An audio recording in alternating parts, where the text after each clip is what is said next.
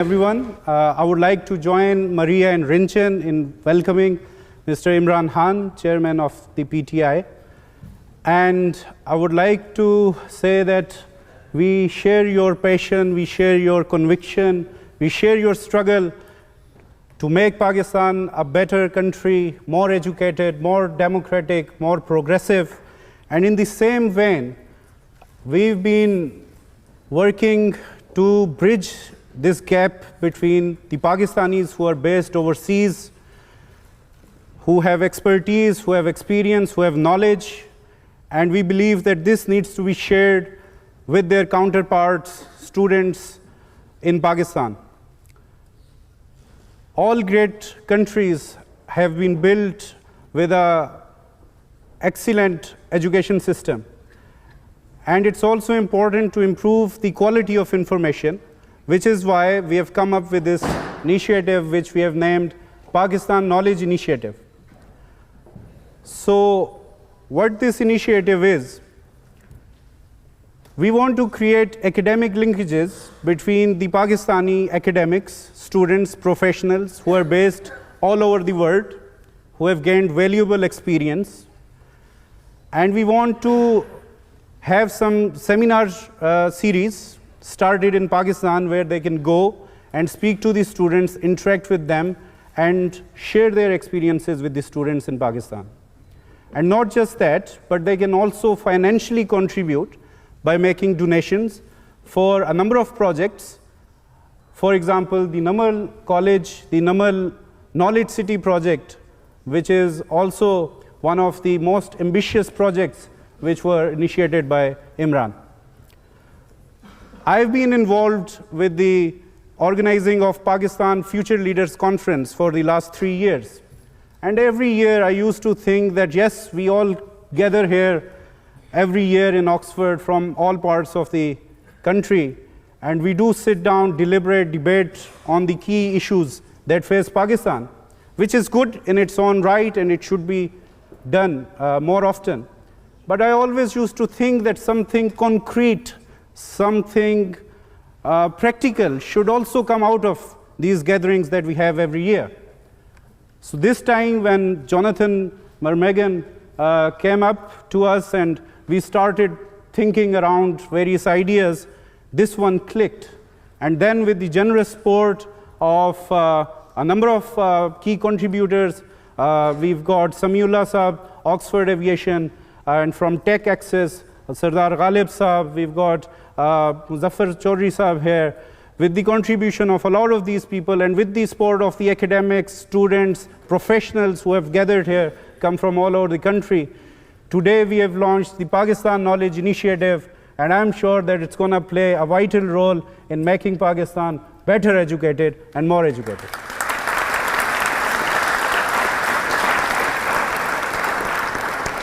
So I don't want to take a lot of your time. I understand that we are all waiting for Imran. So I'd now like to invite Imran to address the Oxford Union.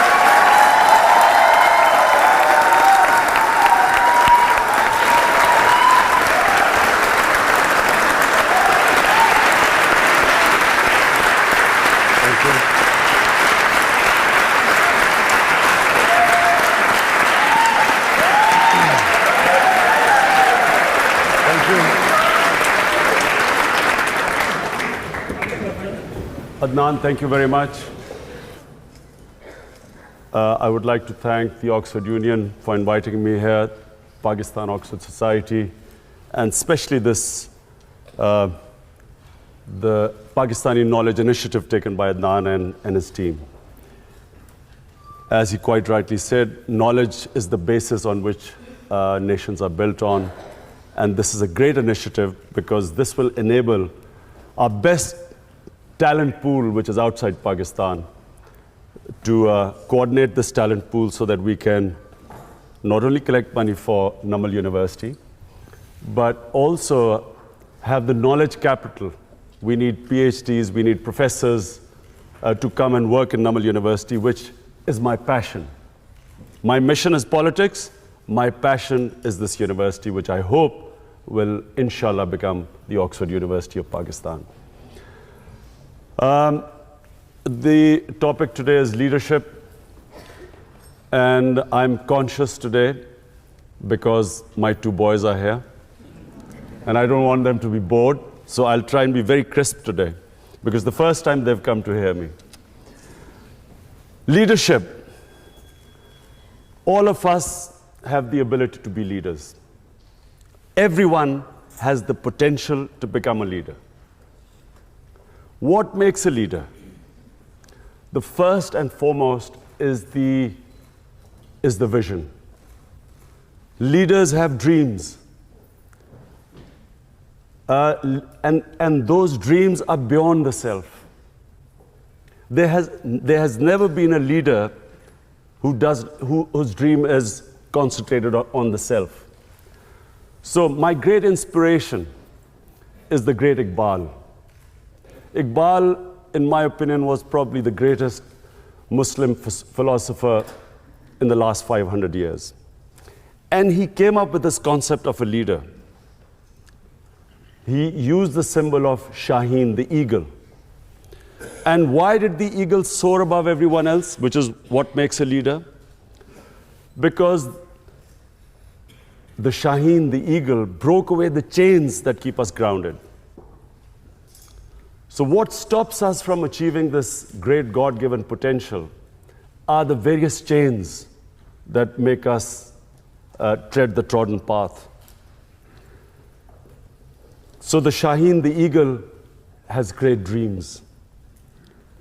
The difference is not talent, difference is not education.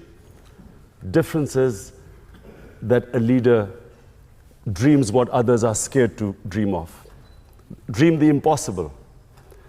And then that dream is, as I repeat, is not based on the self. They always think bigger than themselves. It's either their nation, their society, and then they struggle to achieve that dream. Now, the quality that distinguishes leaders is their ability to take pressure. Winston Churchill became a leader in Britain. When the biggest crisis was faced by the country, they looked upon someone who could take the pressure. How do you take pressure? When you struggle. When you struggle and when you have setbacks, you pick yourself up, you resume your struggle. It's eventually you get stronger. Each time you pick yourself up, you get stronger. So, a Nelson Mandela, 27 years the man spent in jail. But his dream was not restricted to himself. He was offered everything. The apartheid regime offered him everything except what he wanted. One man, one vote. A leader never compromises on his dream. The moment you start a compromise, it's a downward spiral. So it's when you stick to your dream and take all the pressure which you have to achieve that dream, you build that resilience, the endurance, the strength. And it's like physical exercise. The bigger weights you pick up, the stronger you get. The more you pit yourself against resistance, the stronger you get. But above all, no one has ever achieved anything who's always put himself before the society. So whether it was our great leader, Muhammad Ali Jinnah, Quaid-e-Azam, he was dying of TB. He never let anyone know that he was dying because he realized that he was the only one who could have achieved the dream of Pakistan. So it wasn't for him. The dream for Pakistan was not for himself because he was already dying of cancer, of TB. The dream was something beyond the self. And so was Gandhi, another great leader. Mandela, our Prophet, peace be upon him, the greatest leader. When he struggled for 13 years, every hardship he faced in these 13 years. And eventually when he headed the state of Medina, and all the hardships they faced, but when he was in the 10 years when it was at the peak of his power, The famous address at Arafat, where 100,000 people standing and him addressing them from the Mount of Arafat. And he asked the people, can you bear witness in front of God that I have conveyed his message to you? So the 100,000 people said yes. And then people started crying. They started crying because they realized that he had just come to deliver a message. The objective was not power. He still lived in that little house, which was that Masjid al-Nabi, the little few rooms which he had when he came with nothing. So it was never for the self. And the moment he had achieved his mission, everyone cried because they knew that he was going to go. Similarly, if you look at any big name, they had a bigger vision. So number one is the vision.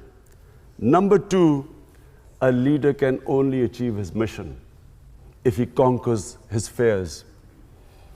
The biggest impediment in the way of people achieving their mission is that they get scared. They get scared of humiliation, failure. A lot of people don't attempt things because they're scared that people will laugh at them. People get scared because they're scared they'll lose their livelihood. I'll lose my job, I might not get a better job, and so they don't take a risk. And then, of course, above all, the greatest fear of death. That stops people from chasing their dreams. So fear is the biggest impediment in the way, not just of someone becoming a leader, but from anyone achieving their potential in life. It's fear that stops us along the way, makes us compromise. In my 13 years in politics, so many times, in 16 years in politics, so many times, I was offered compromises to become part of a government, accept something less. There's always a temptation during bad times to accept something lesser than your dream. And that's where the downward slide, as I said, starts. So fear is, you get scared along the way, people will say you can't do it. The moment you accept in your mind that you can't do it, you won't do it. As long as you think, as long as you do not accept defeat, failure cannot defeat you. You only lose when you give up. As long as you keep pursuing your dream, every setback is a time to analyze where you went wrong. Analyze your mistakes, correct them, pick yourself up, start your struggle again. One of the great attributes of a good leader is his ability to analyze where he went wrong. The ability to be their own best critic. They should be able to analyze, because you can always come up with a wrong analysis and go take the wrong road. When you have a setback, you will always have access to a lot of advice. A lot of people will be giving you suggestions. Suggestions are free, so there are plenty of them. It's then the ability to know, and you should be your own best critic. And finally, a leader must have integrity. You cannot have a leader who does not have credibility. People only follow someone who they trust.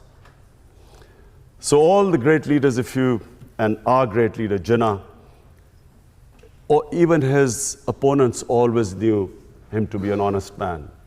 He spoke straight, people trusted him, they knew where they stood with him. Of course, that was also the greatest, our prophet, peace be upon him, was called the honest one, the truthful one, Al-Amin. A leader cannot not be credible. You can't be a leader if you do not have credibility. So credibility is one of the biggest reasons why people follow you. They have to trust you to go out and risk their lives for you. So all great leaders always were trusted by the people who followed them. So these are the three main qualities that makes a leader. From my own experience, I found when I played cricket as captain, cricket was the only sport that needs leadership. No other sport needs a leader. The coach is everything. I found in cricket that when the chips were down, the entire team looked towards the captain. Captaincy only came in moments of crisis. If you were doing well, you didn't need a captain, but you needed a captain when there was a crisis. And the moment the captain went down, the team went down with him. As long as the captain would not accept defeat, the players always looked at his body language, not the speeches he made. What was his body language? If his body language betrayed fear or if the body language reflected defeat, the team would give up. When I was building the hospital, it was far more difficult than something I had ever done on the cricket field. And all along the way, there were people who used to say, you can't do it. The first ever meeting we had, we were trying to clear the concept of building a cancer hospital in Pakistan. So I had 20 doctors, top doctors from Lahore invited to give me advice how to start, how to build a cancer hospital. 19 out of 20 said you cannot build a cancer hospital in Pakistan. The government of Punjab had tried, they had failed to build the hospital. Only one said that you can build a hospital, but that doctor said that you cannot treat cancer patients free. Today, Shaukat Hanum is the only private cancer hospital anywhere in the world where 70% of patients get free treatment.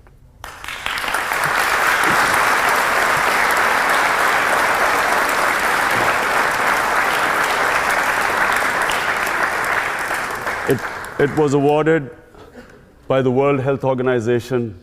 WHO awarded Shaukat Hanum for services to humanity as the only private cancer hospital, which is also the biggest charitable institution in Pakistan. And then when I came into politics, for most of my 16 years of politics, people laughed, made fun of me. He's too naive, doesn't understand politics. And all along the way, I was told one thing. To succeed in Pakistani politics, you have to do as the Romans do. So you have to make compromises and so on. And I was always offered compromises. Today, the only reason Tehreek-e-Insaf is by far the fastest growing party in Pakistan, had I compromised, this would not have happened. It's because people in Pakistan, as they say, an idea whose time has come. Finally, people have realized that it's the only political party that they can trust. Tehreek-e-Insaf is the fastest growing party in Pakistan's youth because the youth wants change. And although even the other status quo parties talk about change, the youth of Pakistan today trusts Tehreek-e-Insaf. Had I compromised along the way, this would not be the position today. And it certainly would not be the position where Tehreek-e-Insaf today is poised. And I'm making a prediction in front of all of you. The next election will be swept by Tehreek-e-Insaf.